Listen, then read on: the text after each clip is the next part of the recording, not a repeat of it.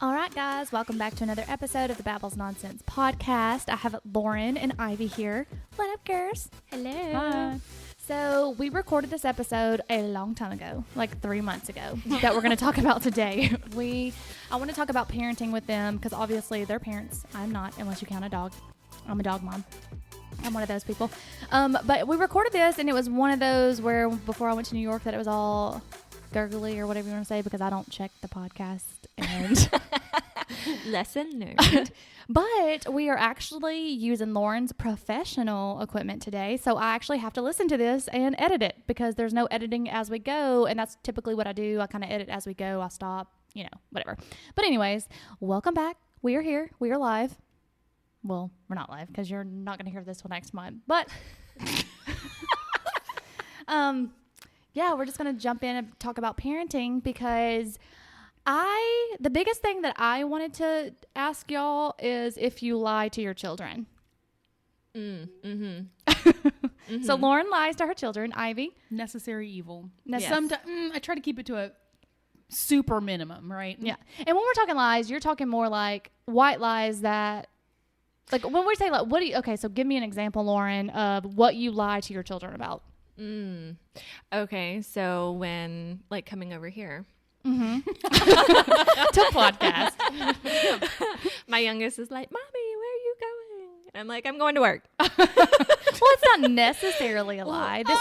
You are now the co-host of this podcast, and this is work. Well, I mean, you're not getting paid for it, but this is work. We also tell our kids, and Kaiser knows better now because he's 10, but we would tell them like if we were going to dinner by ourselves, we're going to eat vegetables. So they don't want to go. Yeah, Okay. we're gonna go eat broccoli. You want to go? No. Okay. So I'd like So like that. little white lies, like it's kind of the truth, but kind of not. You do, and you have to do your best at what you think is protecting them as well. And I think a lot of that is the white lies are just kind of like padding between them and I think reality. Ivy, what are some of the examples of lies that you tell your children? I probably should lie more often, but I really don't. And like just this morning, so you had Sebastian on the podcast, right? Yeah. Well, of course, I'm going to tell him the truth. He knows I'm not working this week, so Yeah. what am I going to say? Like, so he goes, "What are you going to do later on?" Because I told him I was going to go, whatever. And I was like, "Well, I'm going to go podcast with JJ," and he like had a come apart, like he was having a tough morning. And I was like, I thought briefly, I probably should have just told him a lie. But I didn't, so I had to deal with the fallout. It is. It's like when you tell them the truth of something, you pay the consequences. Which he was on the podcast, and he did a really good job. But it's so funny because I can actually use that against him now. So now I kind of get the parent thing where because I will be like, hey, if you don't stop acting up and you don't start obeying your mom, no more podcasting. You use every bit of leverage that you can find. Yeah. So a lie, obviously I'm not a parent, but I was told a very big lie. This was several months back now, but when I initially told you, it's obviously not going to be your initial reaction, Lauren, but I got to tell the listeners this lie I was told by my parents that I found out for years. And I think it's a big lie. It is. That's a huge one. Yeah. So let me just catch all up for those who are listening. So when I was 6, my mom married my stepfather. And a couple of years later, I can't remember if I was 8 or 9, whatever, my stepdad asked me if I wanted him to adopt me. And I told him, yeah, like I did. I thought like my stepdad is a great man. He is my father. My dad was a piece of shit. Like my sister would beg to differ, but I was like, yeah, I'm game. I'm for it. So all I knew is I went to this judge's chamber. He asked me if I wanted my last name to be Grimes, and I said yes. So my last name has been Grimes since I was 8 or 9 years old, and I thought this whole time my stepdad adopted me. Well, so being in the healthcare field, when you change jobs, you have to do background checks. And usually they ask you if you had any other last name, like, normally like being married, adopted, whatever. And I just recently swapped jobs back in November. So I was asking my mom for the adoption certificate because usually you have to have like proof of why your name was changed. Because I stupidly, when I was 15 or something for a Father's Day gift, framed the original certificate, which I thought was cute at the time, but looking back, not a good idea if you need the original certificate. So I was in town getting my hair cut one day, and I actually was like, oh, I'm just going to stop by the courthouse and get this document that I know that I'm going to need.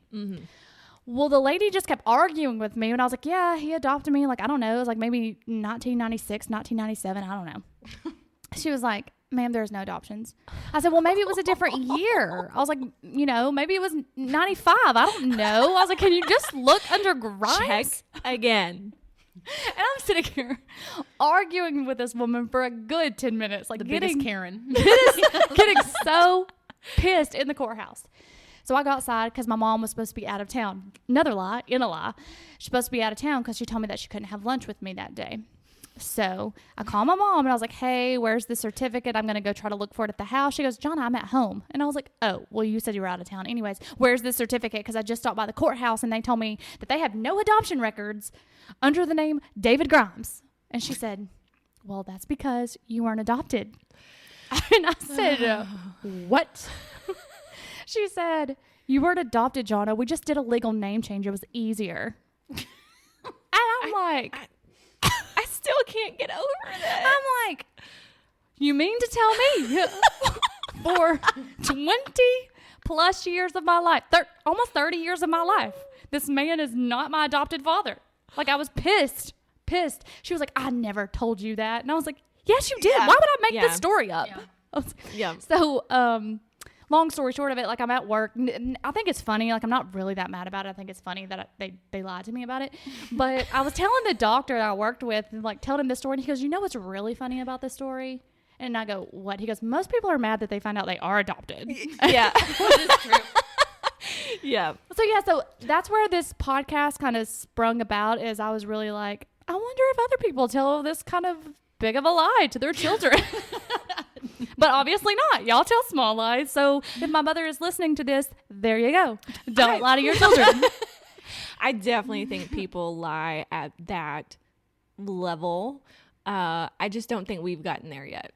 No. You know what I mean? Yeah, and I get it. Like, why would you tell me anything different? There was Well, really and no difference. I don't think there was any ill intention to it either. And like, even if he adopted me, it was literally just going to change my name. That's it. Yeah, So, true. I mean, it's not like it changed anything. He was still my father. He was still there. So I get it. It was just shocking to know that for 30 years, I've told this story. Like, I've told everyone, like, oh yeah, my real last name isn't Grimes. Like, my stepdad adopted me. And they're like, oh, that's sweet. And I'm like, I know, isn't it? Well, it's part of your identity. So how do I tell the story now? Well, Oh, well, it was a legal name change. We just legally named. This isn't my real name because I legally changed it. can we also just address that 80s and 90s parenting was on a whole other fucking level? Yeah. Mm. Can we talk Like, about that? Good point. Yeah, like I don't even know how to like. Did anybody's mom here tell him that what the fuck a period was? How to use a pad No, or nope. anything? I No. just remember starting my period and having to go to my Like- friend and go, what Yes. what's going on? Okay. And like, she was like, Yes. oh, you don't know? Let me tell you about my experience with that, because I had 3 older sisters, right? So like You would think, right? And like there's 5 years between us. So they I think they graduated high school and I was like going into 8th grade. So I didn't start until I was in 9th grade. And I don't know if like This sigh just gave it all away. It's like, here comes the story. I don't know if they just gave me more credit of like, you should know your body more or like whatever. But like, if it were not for Cassie and Deanna, I would be up a really bad creek. Okay.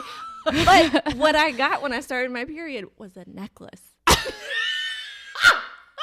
I didn't get no A present. necklace No. from my No. stepmom. Like, you've entered motherhood. And I'm like, how do I use a tampon? Yeah. Like, you know? Yeah, I For remember real. being at a friend's house because I'd only ever used pads or whatever. And I remember being at a friend's house at a pool party. Like, clearly, Oh, no. clearly that's not going to work. So my friend was like, you need a tampon. I was like, so what? she Yeah. hands me the directions and sends me to the bathroom. Yes. Yes. I think I was like 13 or 14. Yep. I was like, I tried, couldn't do it. I was like, Sounds how does legit. this work? Yeah. Yep. I remember being in the bathroom at Cassie's house, and it was the one like right off the kitchen, and I don't remember if it was Cassie or Deanna, but I had the box and the instructions in there, and like them talking me through it. Yeah, Because like we started at different times, and it was just, it's one of those things that like I think a more private person to begin with, and when I ask questions, it's just even more awkward. So like.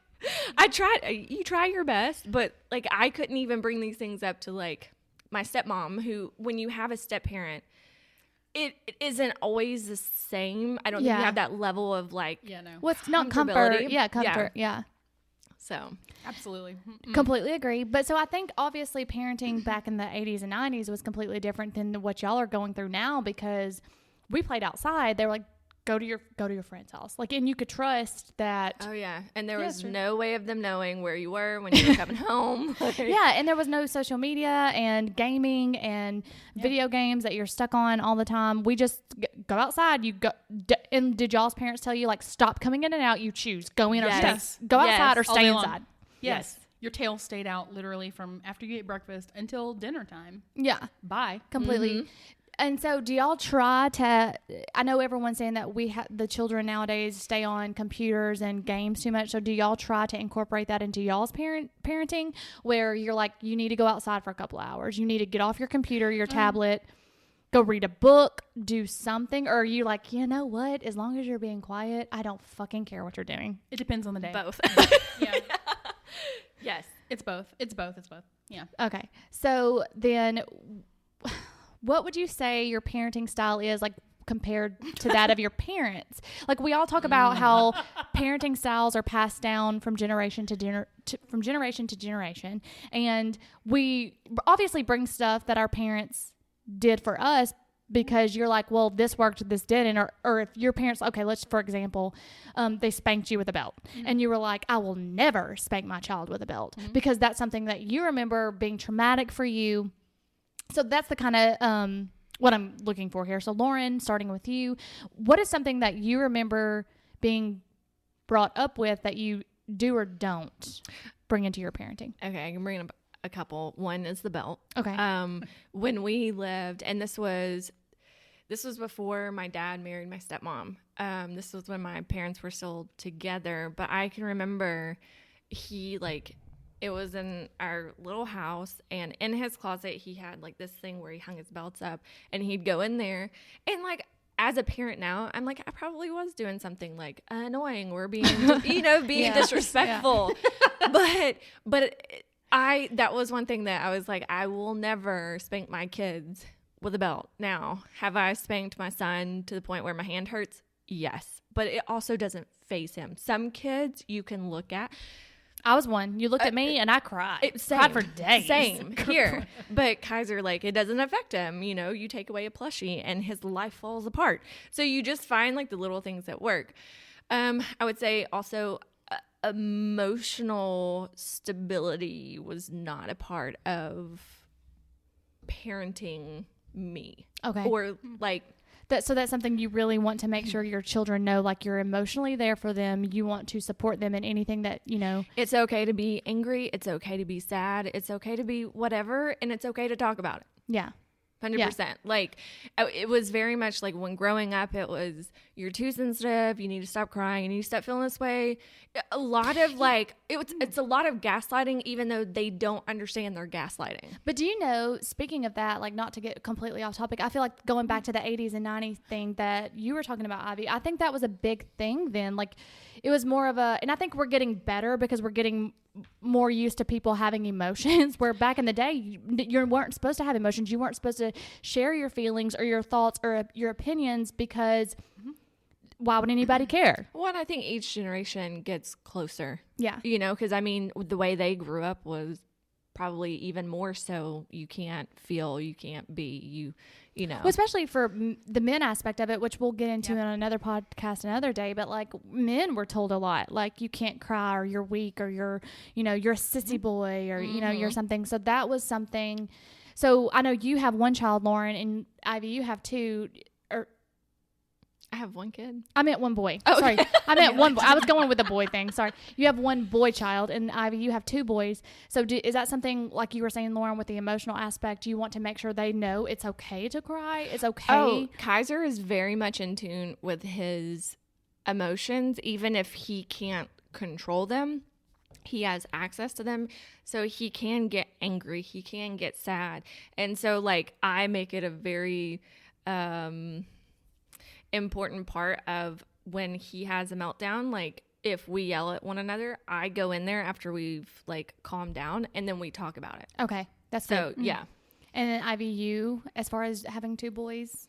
Yeah, that's true. I think like there's a lot of differences, right? Like I let them express their emotions. We're all 3 of us are getting better at that. Be like, I am feeling frustrated, or and it's I've always thought Let's that talk it's okay about for them how- to cry. Yes. yeah.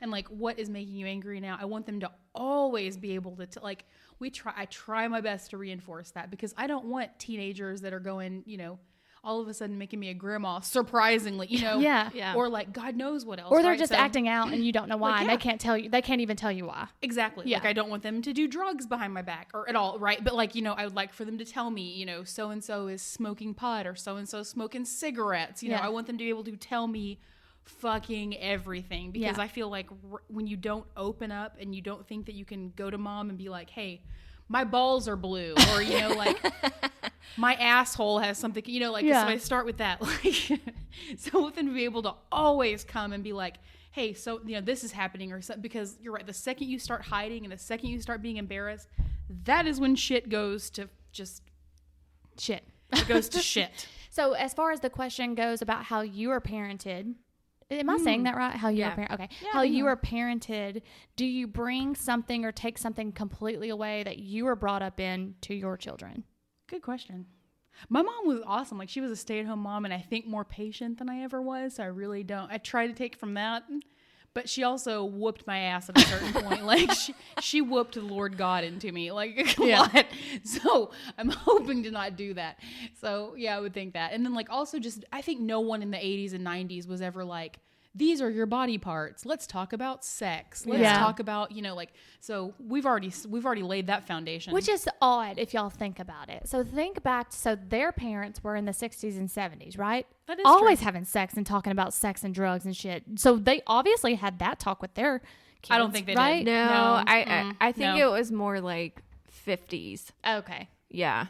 So I think the generation before. Yeah. So maybe they just felt so uncomfortable that they didn't want to bring that over until their children. I think so. Okay. Yeah. My dad can't even I remember growing up and I was already awkward as fuck. Surprise. Okay. And he would say so they were divorced, right? So we would go over to his house on the weekends and he would be like, do you have any BRAs for me to wash? He would do our laundry. He would spell it. We couldn't even say the word bra. Wow. So then I was like, oh my God. So then you feel embarrassed. Yeah. Oh my Well, God. Okay, so when we were all growing up and we, remember the spaghetti strap tank tops, you Yep. never Oh my wanted your God. bra to show. Your bra line had to either match the tank top or had to be complete. Now we're wearing all these bralettes. It's like the cuter the bra, show it. Yeah. Yes, Show that's true. it. Yep. Absolutely. Oh So my that- God. I think my dad would have a stroke if he was parenting. He'd be like, You're showing what? yes. But thank God I was a lot on the chunkier side, so he didn't have to worry about that shit. But anyway. Oh my God. So speaking of moving forward, parenting styles. All right. So don't know where that thought was going, but I had something about, sometimes I do that. I randomly will think something when someone else is talking. That's why I always interrupt them because I know the thought will go away and I'll never remember it again. Mm-hmm. So thought's gone. Maybe it'll pop back in my head later. So back to parenting. So when I was saying that y'all both have 2 children, Lauren, Correct. Yes. how old are your kids? My son is 10 and my daughter's about to be 5. Okay. And then how old are your? Lucas 4 and Sebastian is about to be 8. So y'all's are kind of roughly around yeah. about the same age. And so, but Lauren has a girl and a girl and a boy. And you have 2 boys, Lauren, or Ivy. Yes, Lord. So when it comes to that difference, Lauren, between a girl and a boy, how are your parenting styles? Do you feel like you have to change your parenting styles for each? Yes, to a point. boys and girls are so different. So different. I grew up with sisters. And so I was never around boys. I get like in the family. Yeah. I don't know how to say that. Yeah. And so like when my son came along, like I didn't know what the hell like to do with him. Like my husband was like, "Oh, we get to play dinosaurs and do Legos," and like he really connected to him. I didn't have that connection until I had my daughter. Okay. But she'll watch a movie or a commercial, like the really sad commercials where the dogs are like, Yes, oh God. she'll cry during them. And where like, so you just watch her being emotional. yes, where Kaiser, like, oh my God, if I could go back to like myself in elementary school, junior high, like all of me, and be like, boys are so weird. I don't want to say dumb because they're not dumb, but like we are so different. Yeah. The way that we think and the way that we're wired, like Liesl comes out and like she has noticed like couples like since she was 2 or 3, like and she'll be like, are they married? Are they getting married? Like that's her way. And like Kaiser's like, Yes. Like what? Yeah. you want to play? Yeah. and like, and I'm seeing like, it's weird because I go back to like past relationships or things that you grew up in really awkward situations, or why didn't that boy like me? And I'm like, because he had no clue. He had no clue. Like he was interested in like, I don't know, sports or like playing dirt. Legos. Yeah. Like he didn't even know you existed. Exactly. None. So Ivy, since you don't have a girl, is that like, did you ever want a little girl or? No, God knew what he was doing. Like, have you seen me? I just not supposed to parent a girl. So you just like you just like boys. You're like, no, like that's my forte. That's what I know. Yes. Because I was a tomboy growing up, kind of situation. I would say so. Yes. Okay. And so, do y'all see with your significant other the differences? Oh wait, go backing. Why can't I talk today? Go back, Ivy. I asked Lauren the same question. Do you feel like you have different parenting styles between the two boys because they're different personalities, or do you feel like you parent the same because they are boys? Probably, I think different. Like Sebastian is more gentle and a little rambunctious, and Luca can either be hell on wheels or extremely sensitive. So they do require a little bit more different kind of parenting. Because when I ask that, like I do think that that's what matters anyways in parenting. It doesn't matter if it's a girl or a boy or what their gender is, or maybe they're, maybe they have a transgender child that, they're trying to explain to you. And I know people are probably rolling their eyes, but I think kids know when they're little if they want to be a different sex or whatever. And so maybe it does require different parenting skills because, like you said, one child may be more emotional and sensitive versus someone being like, oh, what's going on? I don't even know. Yeah. Yes, that is true. So back to this question, do you feel like your significant other parents, like, let me see how I'm trying to word this, because y'all are both married. So do you feel there's a difference in your parenting versus your significant other and the way your child responds to it? Yes. Okay. Yes. All right, Lauren, you tell me your differences between your parenting style with your husband versus like what your kids do to you versus them. I think we're much more on like the same page now, but like when we first started having kids and stuff, a lot of it comes from how you were raised, and it shapes you and how you view things, your perspective, all of that. And me and my husband come from two totally different parenting styles. He has the parents that have been together since they were in high school. Him and his brother were like their main priority. I mean, in everything. Yeah. All the sports, all the extracurricular activities, anything that they wanted, they found a way to get. And so like they were their life. I come from more of, you live in our house until you go to school, and then you're on your own, and then and legit, the time, yeah. And they weren't home a lot, so that's why like me and Cassie were so close, is because they weren't home all the time. So I think I knew when we got married, I'd be the disciplinarian and he would be like the good guy. But when I went to cosmetology school and he had to stay home, I think he got a completely different idea. Yeah. Well, it was a different perspective, I Yes. think. Like, because I think that women in general, and I know there are some men out there that are stay-home dads, and that's great. I think women in general obviously are the caretaker, where the man is like the provider, because that's how society has said that that's what it is. Even though it is definitely getting better and opposite, like there are a lot of stay-at-home dads now where the woman is making more money and going to work and whatnot. But I think, like you said, when a man actually sees what a woman's job entails when it comes to parenting plus working.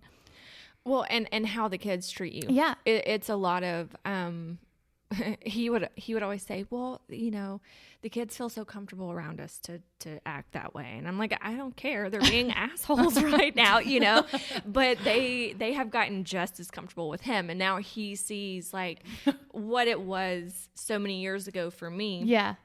And so I think we're much better. And I say the pandemic actually really helped like us being home a lot more. But yeah, we first started off very differently and we're much more on a similar page now. And do you think that would have changed if he never saw that side? Or do you think would y'all have still stayed on the same wavelength or different wavelength, I guess, if he never saw it? Yes. Okay. Yes. So it was a blessing. Yes. Okay. Ivy, same question to you. With you and your husband, do you feel like y'all's parenting styles are the same? Are you more of the disciplinarian versus him versus like, do they listen more to him versus you?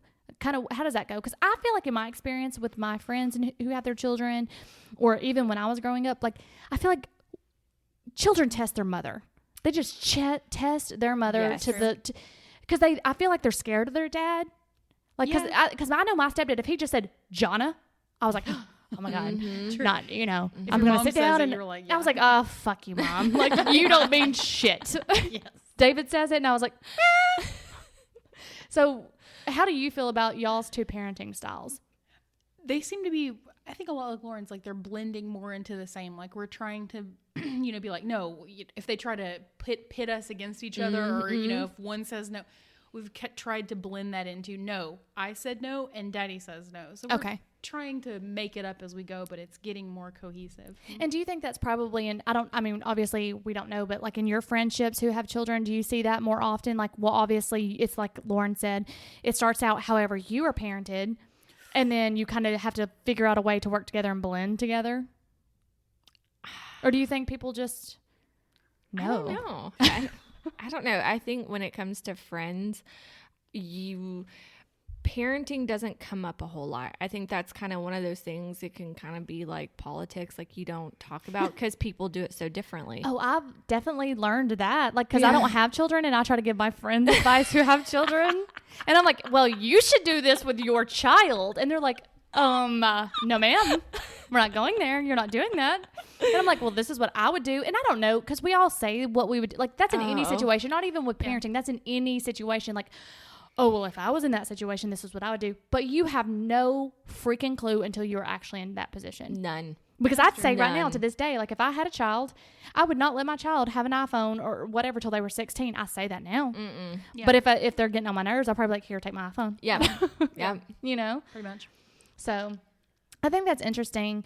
And I definitely think it's just interesting how as the years go, we definitely parent different and things like that. Just like Ivy brought up the 80s and 90s things, and I didn't even think about that to ask a question, but that was a very good point, because as we continue to grow, like back in the 80s and 90s, if a boy was caught playing with a Barbie doll, that was just, you don't do that. Yeah. That is true. Now You know, it's there was like, gender specific toys, but now it's like, you know what? So what? Let him wear that dress. Let him play with the Barbie doll. Does it matter? He's happy. Yeah. Exactly. Yeah, because we let our girls play with Tonka trucks. Yeah. And that's like not a weird thing. And that's always Exactly. been. I played with the Ghostbusters thing and like the Ninja Turtles. That was never weird. Now I'm like, please, if Luca loves, but what do you call it? Those baby dolls, and like loves them. So Jen, there you go. As long as he's being quiet and being good, go ahead. Well, it helps them nurture that part of them. You Exactly. know, like, Yeah, they might want to beat the shit out of something one minute and then nurture something the other, or like, you know, play with a grocery store cashier thing, or you know, I don't know. Yep. I think that I think it's interesting. Obviously, I'm in my 30s, 34. I don't have any children. I don't even know that I want any children. I also have 10 nieces and nephews that I helped raise from a very young age. I was 16 when my sister had her first child, and she lived with us.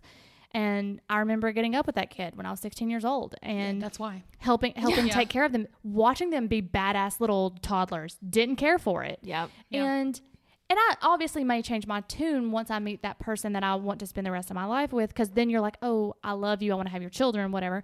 But as of now, I don't necessarily know that I want children. And it is annoying that people think that they can question me, or like, when are you going to have children? Or if like they're just meeting me and they're like, well, why don't you have any children? And then I give them a reason. They're like, well, that's not a good enough excuse. Or, you know what I'm saying?